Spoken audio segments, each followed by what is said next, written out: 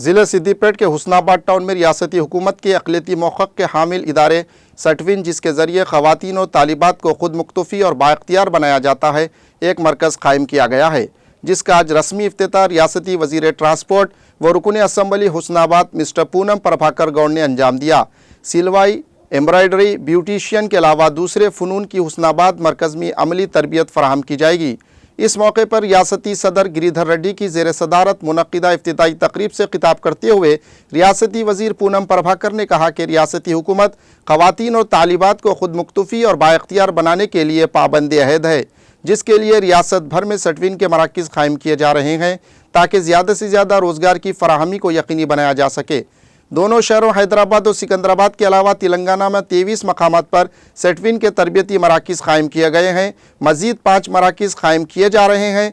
इन्होंने बताया कि रियासती हुकूमत की जानिब से तमाम मराकिज़ में असरी व जदीद टेक्नोलॉजी के इस्तेमाल के ज़रिए रोज़गार के मौक़े फ़राहम किए जा रहे हैं।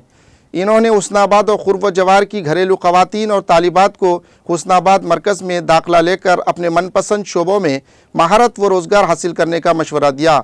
इफ्तिताई तक़रीब में एडिशनल कलेक्टर मोहम्मद अब्दुल हमीद, सदर नशीन बल्दिया ए रजिता वेंकट, सेंटर इंचार्ज मोहतरमा डॉक्टर अमीना बानू, नायब सदर नशीन बल्दिया ए अनीता श्रीनिवास रेड्डी और दूसरे कायदीन मौजूद थे।